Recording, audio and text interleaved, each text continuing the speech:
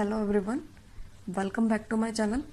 अपनी previous video में हमने थर्मोडायनामिक रिलेशनशिप्स याद रखने की कोशिश की थी by using Max Born square and उसके बाद हमने डिस्कस किया थोड़ा सा Euler function and Euler theorem and बीच में हमने थोड़ा बहुत state function and path function के बारे में भी डिस्कस किया था। तो अपनी आज के इस वीडियो में हम क्या करने वाले हैं, हमारे जो थर्मोडायनामिक कोफिशिएंट्स होते हैं वो क्या होते हैं उनके बारे में डिस्कस करेंगे। तो अभी तक जो हम सिस्टम पढ़ रहे थे वो था हमारा क्लोज सिस्टम, ठीक है, क्लोज्ड सिस्टम। तो क्लोज सिस्टम में जनरेट होने वाले जो हमारे वेरिएबल्स थे वो थे प्रेशर, वॉल्यूम एंड टेम्परेचर, ठीक है। एंड थर्मोडायनामिक कोफिशिएंट्स क्या होते हैं, किसी एक वेरिएबल को चेंज करने से दूसरे वेरिएबल में आने वाले चेंज को मेज़र करते हैं कीपिंग थर्ड वेरिएबल कांस्टेंट, ठीक है। जैसे टेम्परेचर को अगर हमने चेंज किया तो वॉल्यूम में क्या चेंज आया और प्रेशर कांस्टेंट कंडीशन लगा दी, इसको एक पर्टिकुलर थर्मोडायनामिक कोफिशिएंट्स का नाम दे दिया। प्रेशर को चेंज करने से वॉल्यूम में क्या चेंज आया, कीपिंग टेम्परेचर कांस्टेंट, उसको हमने दूसरे कोफिशिएंट का नाम दे दिया। इसी तरह हमने अलग अलग थर्मोडायनामिक कोफिशिएंट्स के नेम्स रख दिए। तो जो थर्मोडायनामिक कोफिशिएंट्स होते हैं वो हमारे पास चार होते हैं। एक होता है अल्फा, बीटा, गामा एंड सी। ये जो फोर्थ वन है हमारा सी, इसको कहते हैं हीट कैपेसिटी, ठीक है। इसको इंडिविजुअली हम नेक्स्ट वीडियो में पढ़ेंगे कि व्हाट इज हीट कैपेसिटी। अभी क्या करते हैं, हम जो हमारे बाकी तीन थर्मोडायनामिक कोफिशिएंट्स हैं उनको डिस्कस कर लेते हैं। तो एक एक करके हम इन्हें देख लेते हैं स्पेसिफिकली। फर्स्ट जो है हमारा, इसको कहते हैं थर्मल एक्सपेंसिविटी, ठीक है, या फिर आइसोबारिक थर्मल एक्सपेंशन कोफिशिएंट, ठीक है। ये होता है हमारा अल्फा। जो सेकंड होता है हमारा बीटा, इसको कहते हैं आइसोथर्मल कंप्रेसिबिलिटी फैक्टर, ठीक है। और जो थर्ड वन होता है हमारा गामा, इसको कहते हैं isochoric temperature based pressure change coefficient, ठीक है। तो देख लिया हमने क्या क्या होता है हमारे।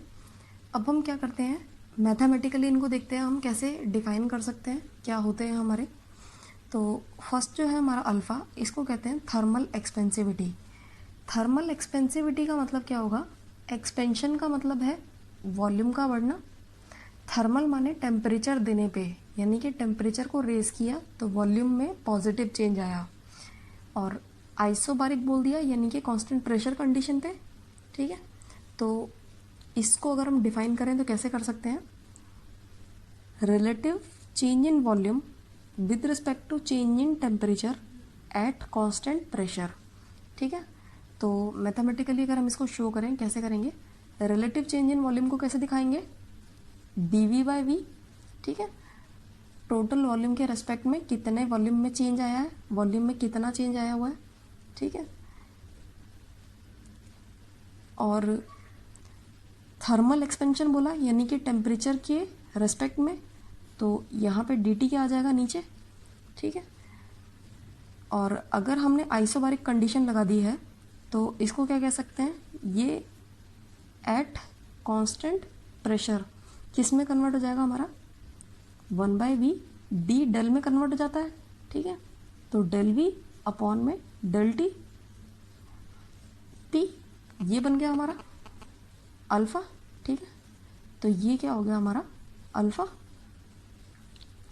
सिमिलरली अगर हम बीटा को देखें, हमारा जो बीटा होता है इसको कैसे दिखाएंगे, आइसोथर्मल कंप्रेसिबिलिटी फैक्टर। कंप्रेसिबिलिटी का मतलब क्या होता है, कंप्रेशन हुआ है यानी कि वॉल्यूम में नेगेटिव चेंज आया होगा। आइसोथर्मल माने टेम्परेचर कांस्टेंट है, ठीक है। तो टेम्परेचर कांस्टेंट पे वॉल्यूम डिक्रीज तभी होगा जब हम प्रेशर को बढ़ाएंगे, ठीक है। तो यानी कि relative negative change in volume with respect to change in pressure at constant temperature, ठीक है। तो मैथमेटिकली इसको भी डिफाइन करने के लिए कैसे दिखाएंगे, माइनस का dV बाई वी, ठीक है, with respect to change in pressure, तो dP आ गया नीचे, ठीक है। और कांस्टेंट टेम्परेचर अगर हम कंडीशन लगाएं एट कांस्टेंट टेम्परेचर, तो D डेल में कन्वर्ट हो जाएगा।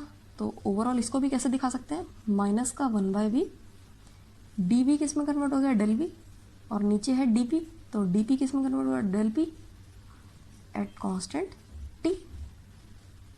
तो ये हो गया हमारा बीटा, ठीक है। अब जो हमारा गामा है उसको बोला है हमने आइसोकोरिक। आइसोकोरिक माने constant volume temperature based pressure change coefficient, यानी कि टेम्परेचर को चेंज करने से प्रेशर में जो चेंज आया है, ठीक है। तो प्रेशर में आने वाले रिलेटिव चेंज को कैसे दिखाएंगे, यहाँ भी मैथमेटिकली dP बाय P, ये दिखा दिया। टेम्परेचर बेस्ड यानी कि टेम्परेचर क्या आ जाएगा इसके नीचे डिनोमिनेटर में, ठीक है, यानी कि dt, ठीक है। और आइसोकोरिक अगर कंडीशन लगा दें कांस्टेंट वॉल्यूम पे, तो कैसे कन्वर्ट हो जाएगा ये हमारा 1/p तो है ही, ठीक है। तो d किस में कन्वर्ट हो गया, डेल में, डेल p अपॉन में del t at constant v। तो ये हो जाएगा हमारा गामा। तो इंडिविजुअली हमने तीनों देखे, हमारे जो थर्मोडायनामिक कोफिशिएंट्स होते हैं, अल्फा आ जाता है हमारा 1/v डेल v अपॉन में डेल टी वी, बीटा हो जाता है ये, एंड गामा हो जाएगा हमारा ये। इन तीनों के फॉर्मूलाज हमें एज इट इज़ याद होने चाहिए। यहाँ से डायरेक्ट क्वेश्चन आ जाता है कि अल्फा बीटा एंड गामा क्या होते हैं, ठीक है। अभी जो हम नेक्स्ट डिस्कस करेंगे वो देखेंगे हम कि आइडियल गैस के लिए अल्फा बीटा एंड गामा की क्या वैल्यूज़ होती हैं, ठीक है। और थोड़ा सा साइक्लिक रूल के बारे में भी डिस्कस करेंगे। अब जो हम देखेंगे वो है हमारा अल्फा बीटा एंड गामा की वैल्यू फॉर आइडियल गैस। तो हम क्या लिख सकते हैं यहाँ पे, find the values of alpha beta and gamma for ideal gas, ठीक है। चाहे 1 मोल के लिए निकालो चाहे n मोल्स के लिए निकालो, ये क्वेश्चन है हमारा। तो हमें पता है कि हमारा अल्फा क्या था, 1/v डेल v अपॉन में डेल टी पी, ठीक है। बीटा क्या था हमारा, माइनस का 1/v डेल v अपॉन में डेल पी टी, ठीक है। और जो गामा था हमारा, गामा था 1/p डेल p अपॉन में डेल टी वी, ठीक है। ये था हमारा अल्फा बीटा एंड गामा। तो आइडियल गैस के लिए इनकी वैल्यू निकाल लेंगे हम, कैसे निकालेंगे, 1/v एज इट इज रख दें, ठीक है। अब डेल v अपॉन में डेल टी पी की वैल्यू हमें पता होनी चाहिए फॉर आइडियल गैस। तो आइडियल गैस क्या होती है, P V is equal to N R T, ये आइडियल गैस इक्वेशन है, ठीक है। तो v की वैल्यू निकालनी है डेल v अपॉन में डेल टी, यानी कि v यहाँ से निकाल लें। v क्या होता है, N R T by P, ठीक है। तो v को t के रेस्पेक्ट में डिफ्रेंशिएट कर दें, यानी कि डेल v अपॉन में डेल टी, p क्या हो जाएगा यहाँ से डेल वाई में del T of N R T by P, यही होगा, ठीक है। कांस्टेंट प्रेशर पे p as a constant treat करेगा तो बाहर आ जाएगा, n कांस्टेंट है और r कांस्टेंट है, ये भी बाहर आ जाएंगे। तो डेल टी अपॉन में डेल टी क्या हो गया 1, बचा क्या हमारा एन आर बाय पी, ठीक है। तो 1/v into N R by P, ठीक है। और इसको क्या बोल सकते हैं, एन आर अपॉन में पी वी, ठीक है। और यहाँ से हमें क्या दिख रहा है, P V is equal to N R T होता है, ठीक है। तो एन आर अपॉन में एन आर टी, ठीक है। यहाँ पे NR है, तो NR से NR कैंसिल, ये क्या हो गया 1/T। ये हो गया हमारा आइडियल गैस के लिए अल्फ़ा की वैल्यू। सिमिलरली बीटा की वैल्यू निकालें तो यहाँ पे हमें V/P चाहिएगा, तो इसी को क्या करते हैं P के रिस्पेक्ट में डिफ्रेंशिएट कर देते हैं, ठीक है, यहीं से। तो डेल V अपॉन में डेल P, T क्या हो गया डेल अपॉन में डेल P ऑफ nRT/P, ठीक है। अब एट कांस्टेंट टेम्परेचर है तो टेम्परेचर भी एज ए कांस्टेंट ट्रीट करेगा। NR तो पहले ही बाहर आ रहे थे, कांस्टेंट थे, T भी बाहर आ गया, तो बचा क्या 1/P del P of 1/P। वो क्या हो जाएगा nRT तो है ही, और इंटू माइनस का 1/P², ठीक है। तो यहाँ पे क्या लिख दें माइनस का 1/V into nRT bye minus का P², ऐसे ही है, माइनस से माइनस कैंसिल हो गया, या फिर प्लस कह सकते हैं इसको, ठीक है। तो nRT क्या है हमारा PV, तो PV अपॉन में V P का स्क्वायर, तो एक P से एक P गया, एक V से एक V गया, तो बचा क्या हमारा 1/P। तो बीटा की वैल्यू क्या आ गई आइडियल गैस के लिए 1/P। अब यहाँ पे क्या है T/T है, तो 1/P तो एज इट इज़ है, यहाँ पे रख दिया हमने ये, ठीक है। अब हमें P निकालना है, तो यहाँ से P के इसमें कन्वर्ट हो जाएगा, P की जो वैल्यू होगी वो क्या होगा P = nRT/V, ठीक है।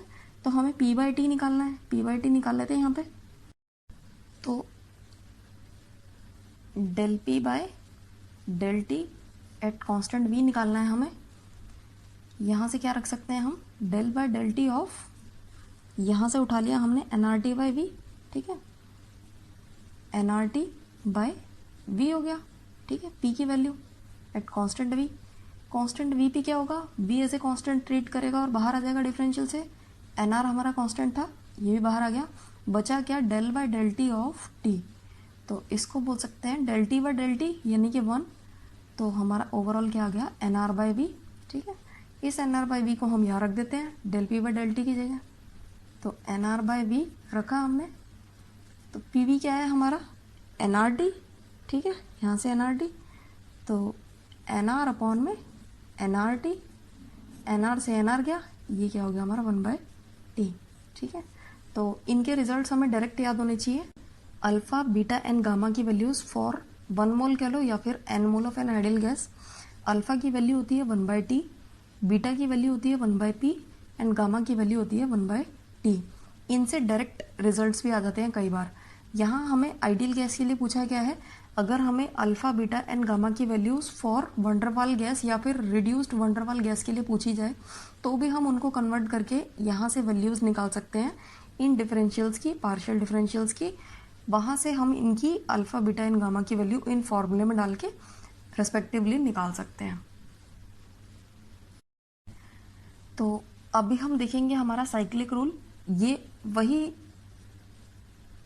रूल है जिसको हमने थर्मोडायनामिक टूल कह दिया था, ठीक है, सिलेबस में जो हमने डिस्कस किया था। थर्मोडायनामिक टूल जो हम यूज़ करते हैं यही है हमारा साइक्लिक रूल, ठीक है। तो हमें पता है जैसे हमारी आइडियल गैस इक्वेशन कैसी होती है PV = nRT। तो यहाँ पता है हमें जो हमारा प्रेशर है, pressure is a function of temperature and volume, ठीक है, and volume is a function of temperature and pressure, and temperature is a function of pressure and volume. तो ये तीनों क्या है हमारे इंटरडिपेंडेंट वेरिएबल्स है। तो साइक्लिक रूल क्या होता है हमारा, वो तीन इंटरडिपेंडेंट वेरिएबल्स के, जो इंटरडिपेंडेंट वेरिएबल्स होते हैं उनके पार्शियल डेरिवेटिव के बीच में क्या रिलेशनशिप है, कैसे वो रिलेट करते हैं आपस में, उसको बताता है। तो हम प्रेशर वॉल्यूम एंड टेम्परेचर के लिए इसको देखेंगे। तो सपोज हम इसको एक साइकिल से याद रखते हैं, ये एक साइकिल है, ठीक है। यहाँ पे लिख देते हैं प्रेशर, यहाँ पे लिख देते हैं वॉल्यूम, यहाँ पे लिख देते हैं टेम्परेचर, ठीक है। तो प्रेशर से गए हम वॉल्यूम की तरफ, वॉल्यूम से गए टेम्परेचर की तरफ, टेम्परेचर से गए प्रेशर की तरफ, ठीक है। तो साइक्लिक रूल को कैसे याद रखना है, डेल P अपॉन में del V T into del V upon में del T P into del T upon में del P V is equal to -1। ये होता है हमारा साइक्लिक रूल। इसको मेमोराइज करने के लिए हमने ये साइकिल डिज़ाइन की है, ठीक है। तो कैसे याद रखेंगे, P बाय वी यानी कि P से गए V की तरफ टेम्परेचर कांस्टेंट, V से गए T की तरफ तो pressure constant V by T at constant P, और उसके बाद किससे गए हम T से गए P की तरफ तो वॉल्यूम कांस्टेंट, ठीक है। इसको एक साइकिल में याद रखना है। ये हो जाता है हमारा -1। तो अब हमने फॉर्मूला तो बना दिया है, हमने दिखा दिया है कि ये हमारा साइक्लिक रूल है। इस तरह से हमारे जो 3 इंटरडिपेंडेंट वेरिएबल्स हैं, प्रेशर, वॉल्यूम एंड टेम्परेचर, आपस में रिलेट करते हैं। तो हमारा ये फॉर्मूला सही है भी कि नहीं हमें कैसे पता चलेगा, तो हम इसको वेरीफाई करते हैं फॉर अपनी आइडियल गैस, ठीक है। तो हम क्या करने वाले हैं, वेरीफाई फॉर आइडियल गैस। अगर इसकी left hand side and right hand side बराबर आ गई फॉर आइडियल गैस तो ये हमारा फॉर्मूला क्या हो जाएगा, करेक्ट, यानी कि वैलिड है हमारा फॉर्मूला। तो हमें पता है आइडियल गैस के लिए हमें इन तीनों की वैल्यूज़ पता होनी चाहिए। तो इनको हम पार्शियल डेरिवेटिव से निकाल देंगे, इनको आपको निकाल के ट्राई करके देखना है। तो यहाँ पे डायरेक्ट लिख देती हूँ मैं क्या होता है। तो P बाय वी क्या होता है हमारा, माइनस का NRT बाय वी स्क्वायर, ठीक है। V बाय टी क्या होता है, NR by P. T by P क्या होता है हमारा, V बाय में NR, ठीक है। अब हम क्या करते हैं, इन तीनों को मल्टीप्लाई करके देख लेते हैं, ठीक है। तो कैसे लिखें, माइनस का NRT by V square into NR by P into V by में NR, ठीक है। NR से NR कैंसिल, एक V से एक V कैंसिल, ठीक है। NRT is equal to PV, ठीक है। तो माइनस का NRT बाय PV आ रहा है, ठीक है। PV is equal to NRT लिख दो, NRT आइडियल गैस के लिए होता है। तो NRT से NRT कैंसिल, यहाँ पे बचा -1, तो हमारा आंसर क्या आ गया, -1, यानी कि LHS is equal to -1 is equal to RHS। तो ये हमारा फॉर्मूला क्या कर लिया हमने, वेरीफाई फॉर आइडियल गैस। तो अभी हमने पूरा अपना थर्मोडायनामिक कोफिशिएंट्स देखे एंड कोफिशिएंट्स की वैल्यू निकाली हमने आइडियल गैस के लिए और साइक्लिक रूल को देखा। नेक्स्ट वीडियो में हम जो हमारा 4th थर्मोडायनामिक कोफिशिएंट्स है यानी कि हीट कैपेसिटी, उसके बारे में थोड़ा सा पढ़ेंगे।